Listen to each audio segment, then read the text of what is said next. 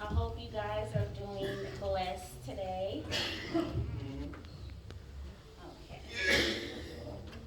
So, I'm here to say a little encouragement on mothers, right? So, first, when my mother asked me would I speak, I thought to myself, well, I'm not a mother, you know? What am I going to say concerning mothers, you know? Like, what encouraging words would I have to give a mother if I've never been in her shoes, you know? And so I said, Lord, you're going to have to help me, you know? Obviously, because that's who we got to call on, right? So I asked the Lord, and I believe he gave me these words of encouragement to talk to you guys on this afternoon, all right? So, is that better? Yes. Okay. There we go. Okay. So, I won't be before you long, okay?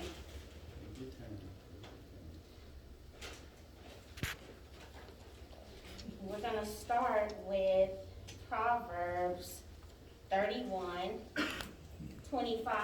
through 31, okay? I know you guys have heard this a lot, but we're just going to bring it out a little more on today, okay? Amen. So, it starts off chapter 31, verse 25. It says, she is clothed with strength and dignity, right?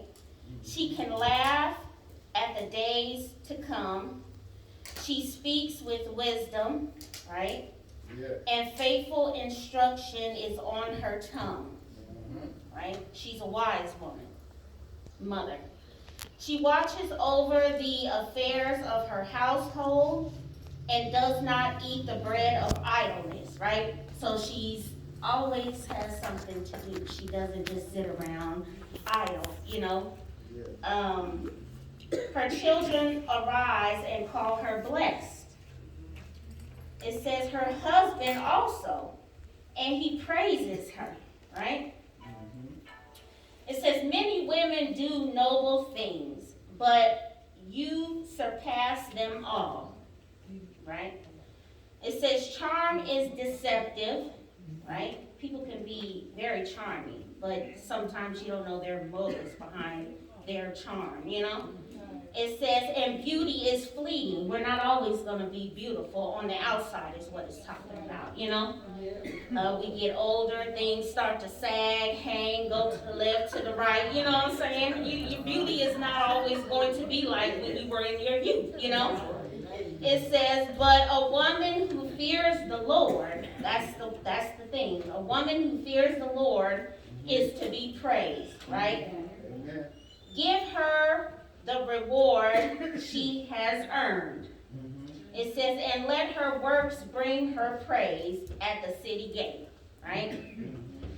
So, the application study Bible kind of breaks it down. So it says the book of Proverbs begins with the command to fear the Lord.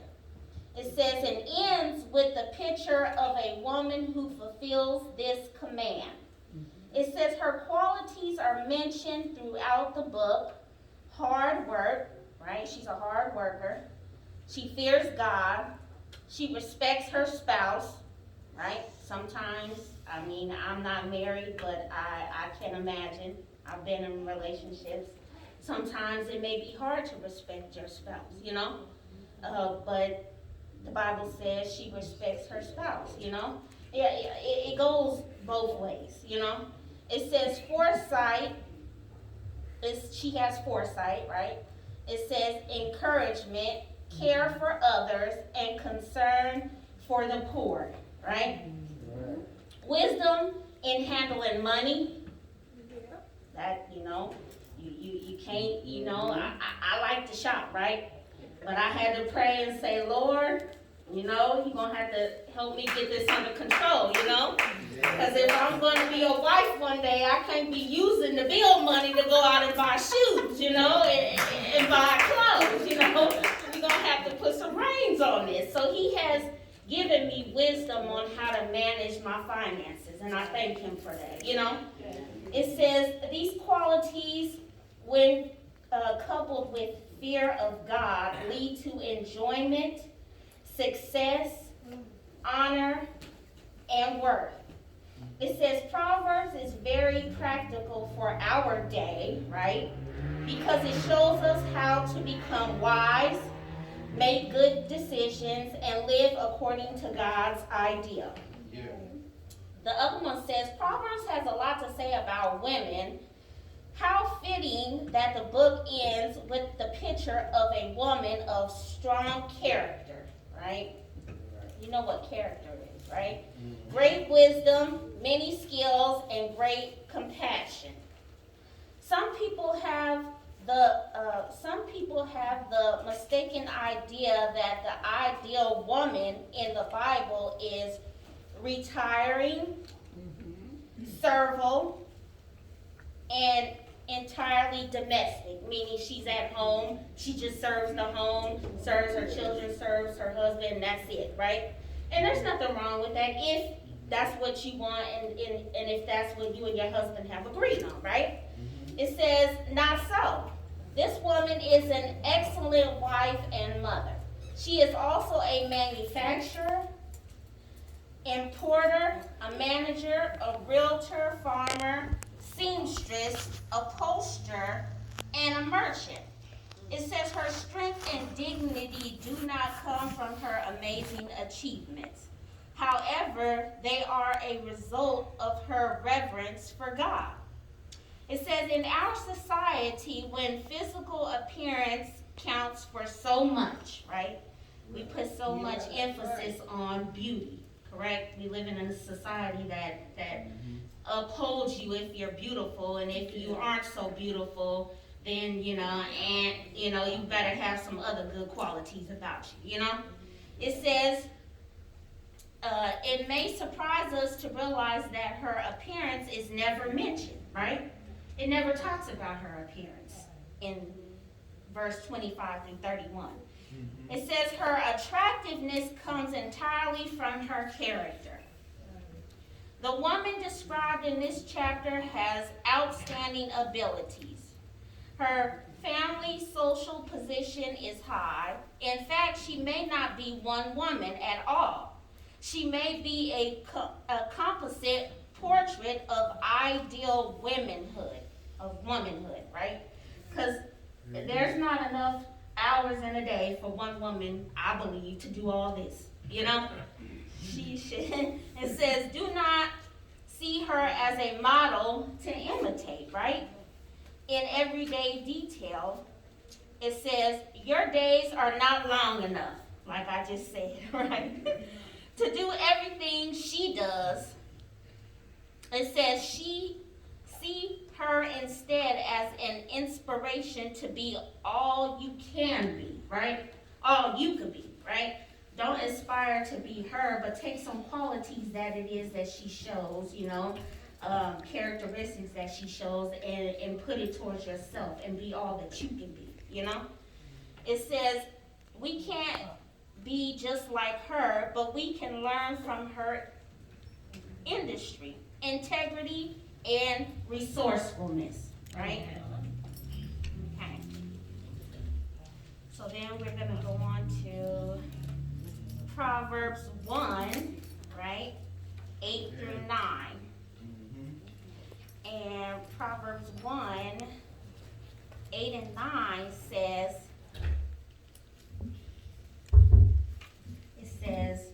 listen, my son, to your father's instructions, and do not forsake your mother's teachings, right?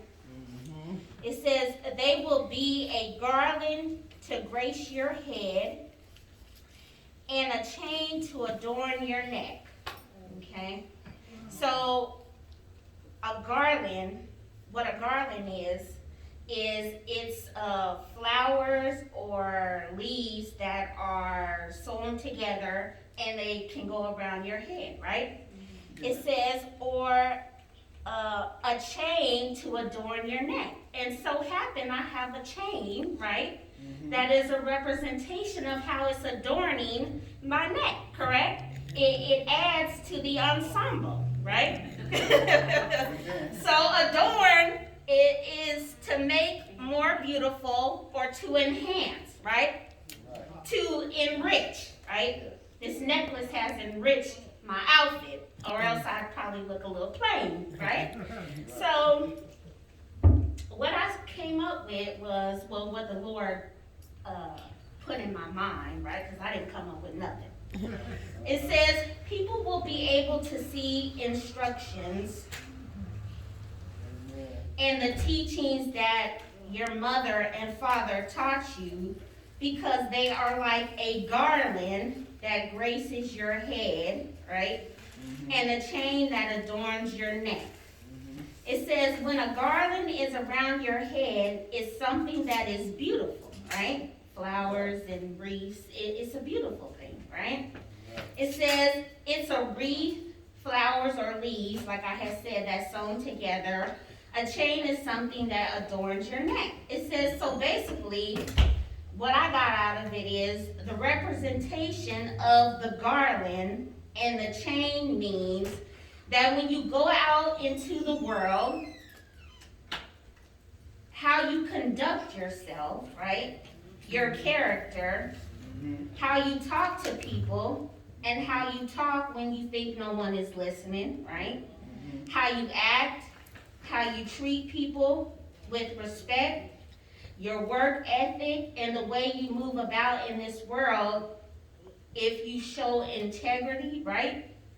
People are going to be able to see if your parents have instructed you and taught you in the ways of the Lord, right? Because you will display a sense of beauty about yourself, right?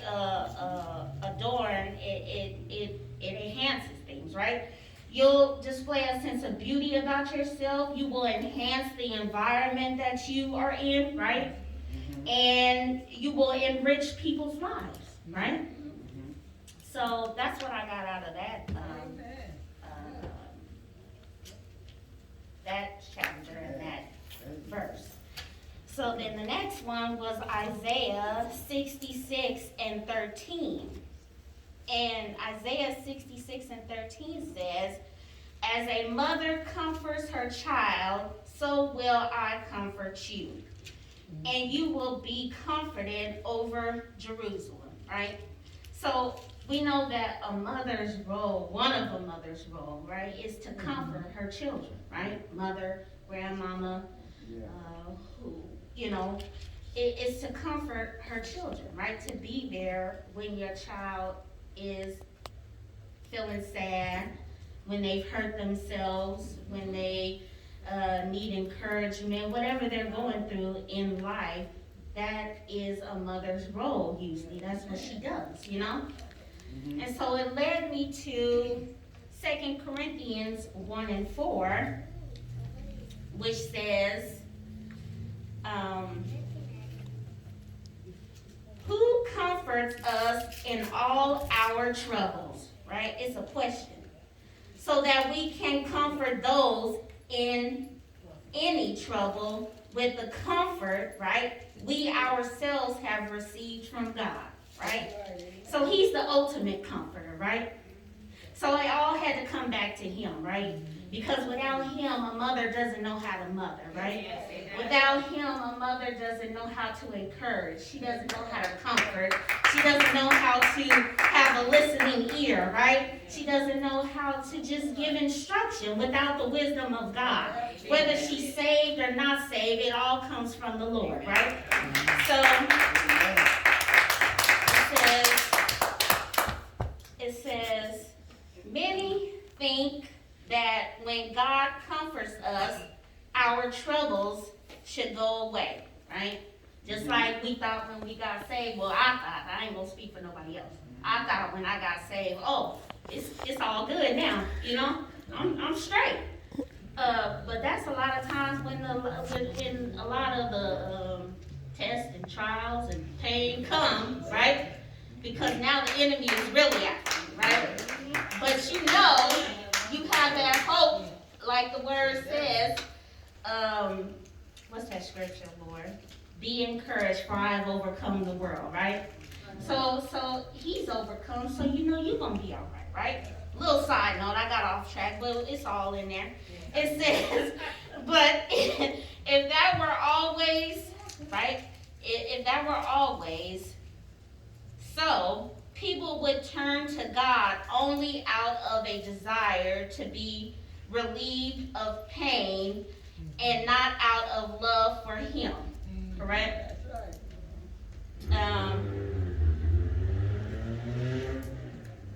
One more little side note, but it all ties in. You know, the word says count up the cost, right? Count up the cost when it comes to serving Christ. You know, before, like he gave that parable about the man that started building the house, right? And he didn't have enough materials or money to finish what he started, right?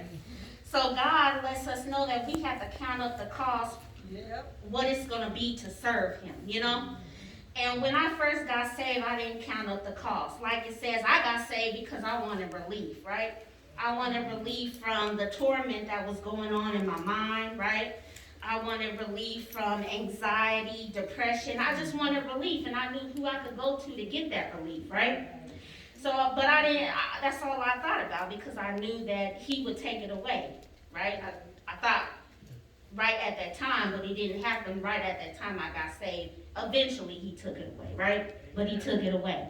And so, I said that to say this, that I didn't count up the cost of what it would be to serve Christ, right? All that I would have to go through. But, as Pastor always says, she knew a lady that said I wouldn't take none from my journey now, you know? Even though I didn't count up the cost, I still wouldn't change my mind, you know?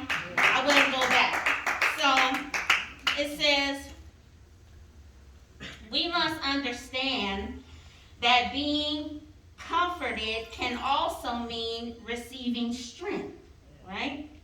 Encouragement and hope to deal with our troubles, right? It says the more we suffer, the more comfort God gives us. If you are feeling overwhelmed, right, allow God to comfort you. Remember that every trial you endure as a mother, because we're talking to mothers today, and anybody else, you know, any trial that you endure will help you comfort others, right? So we go through so that we can come out and encourage others, right? Comfort others. It says, comfort other people who are suffering similar troubles, right? So I just wanted to say, I hope you all have a blessed Mother's Day. I hope that the Lord encouraged your heart on today. And I love you all. And I want to say happy Mother's Day to my mama. And, you know, happy Mother's Day to my sister and all the women here. And God bless you all. God bless you too. Thank you.